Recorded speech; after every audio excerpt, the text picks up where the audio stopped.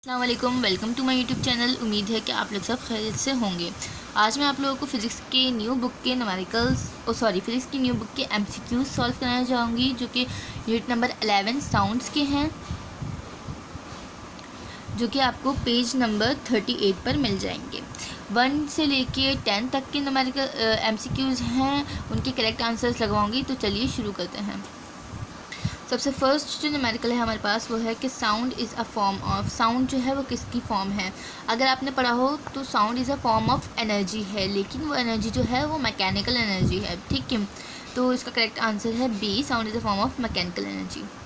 Second पे है audible frequencies range that a normal human ear can detect is. Normal human ear यानी कि जो इंसान का जो कान है वो कितनी फ्रीक्वेंसी की रेंज से साउंड को है जो सुन सकता है।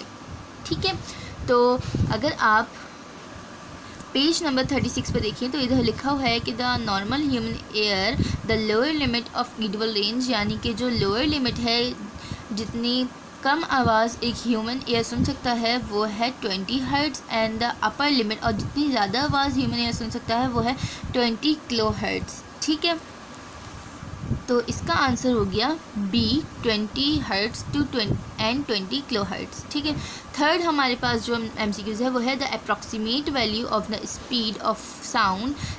स्पीड ऑफ साउंड की जो अप्रॉक्सीमेट वैल्यू है इन air at 0 degree centigrade temperature is, 0 degree centigrade temperature के अंदर साउंड की जो स्पीड की वैल्यू जो है वो हमने इसके अंदर बतानी है। ए ऑप्शन है हमारे पास 332 मीटर पर सेकेंड, बी है 34 मीटर पर सेकेंड, सी है 17 metre per second, and D है 680 मीटर पर सेकेंड।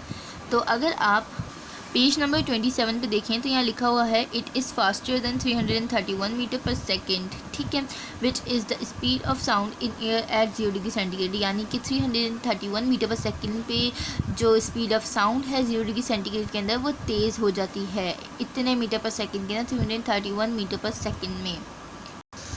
तो 331 मीटर पर सेकेंड तो यहाँ कहीं नहीं लिखा हुआ, लेकिन इन्होंने यहाँ पे गलती की है, 331 मीटर पर सेकेंड की जगह 332 मीटर पर सेकेंड लिख दिया। तो यहाँ पे 1 लगा लीजिए और इसका करेक्ट आंसर हो जाएगा ए। फोर्थ जो इन्होंने दिया हुआ है एमसीक्यूज वो दिया हुआ है sound travel faster in solid as compared to gases. Sound जो है वो सॉलिड में ज़्यादा तेज़ ट्रेवल करता है बनस्बत गैसेस के, बिकॉज ऑफ, क्योंकि ए जो इन्होंने रीज़न दिया हुआ है वो दिया हुआ है gas molecules are packed loosely, कि गैस के जो मॉलिक्यूल्स हैं वो दूर दूर पैक होते हैं, एक दूसरे से बहुत दूर दूर होते हैं। बी इन्होंने दिया हुआ है sound does not travel faster through a solid, sound जो है वो सॉलिड में तेज़ नहीं चलता देन अ गैस, वो गैस में तेज़ चलता है, साउंड में सॉलिड में नहीं चलता। सॉलिड थर्ड हमारा दिया हुआ है solid molecules are packed tightly, कि सॉलिड के जो मॉलिक्यूल्स हैं वो टाइटली पैक्ड हैं। एंड फोर्थ हमारा दिया हुआ है गैस मॉलिक्यूल्स मूव फास्टर, के गैस मॉलिक्यूल्स जो हैं वो बहुत तेज़ चलते हैं।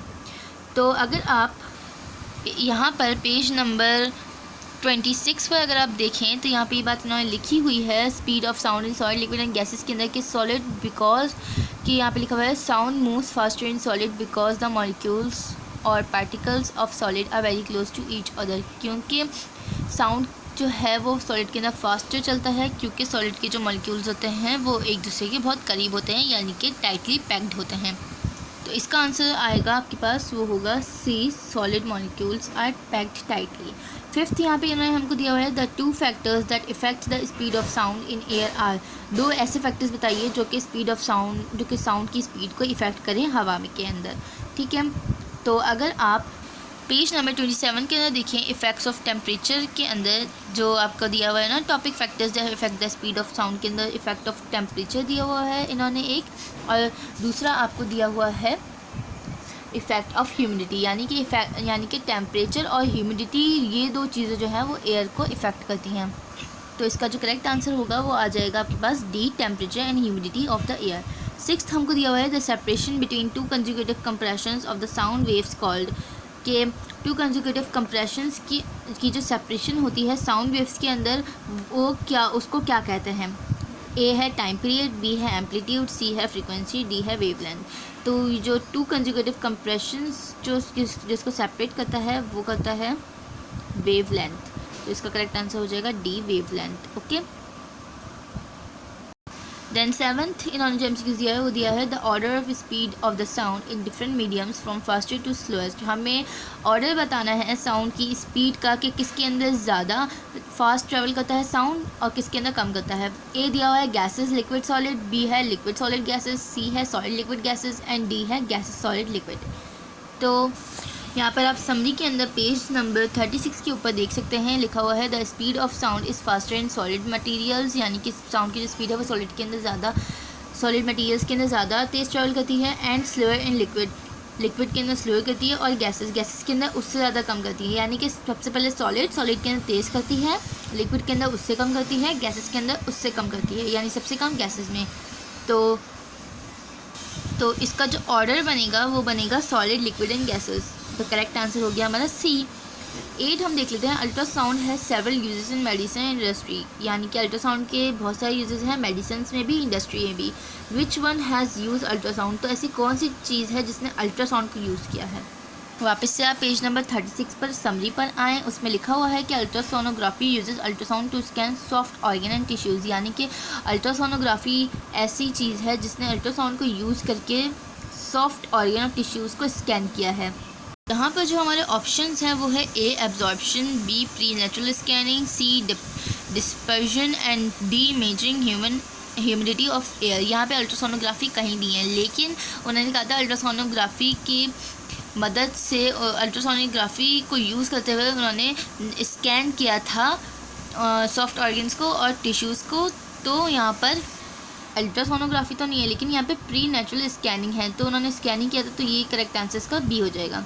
9th है the causes of the echo is, echo की कॉजेज़ कौन सी होती है। वापस से अगर आप समरी पर पेज नंबर 36 पर आएँ, यहाँ पे लिखा हुआ है the echo is the reflection of the sound, यानी कि जब रिफ्लेक्शन होती है साउंड की तो इको प्रोड्यूस होती है।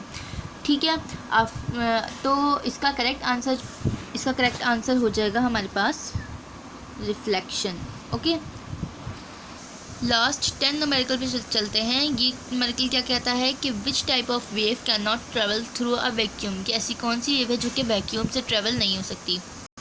सो यहाँ पर पेज नंबर 23 पे चैप्टर की सबसे शुरू में इन्होंने एक एक्सपेरिमेंट दिया है जो कि इलेक्ट्रिक बेल जार एक्सपेरिमेंट है। उसमें इन्होंने ये प्रूफ किया है ये एक्सपेरिमेंट करके कि साउंड वेव जो है वो वैक्यूम से ट्रेवल नहीं हो सकती।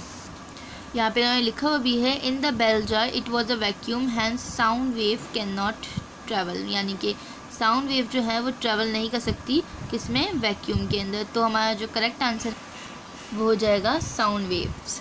ठीक है, हमने सारे न्यूमेरिकल सॉल्व कर लिए हैं, 1 से लेकर 10 तक के ऑल न्यूमेरिकल सॉल्व कर लिए हैं। चैप्टर नंबर 11 साउंड्स के बहुत सारी चीज़ें आपको समरी में से मिली हैं, तो आप लोग चैप्टर पढ़ने के बाद उसके क्वेश्चन आंसर्स याद करने के बाद समरी ज़रूर पढ़ लिया करें। MCQs के लिए बहुत मदद मिलेगी आपको समरी से।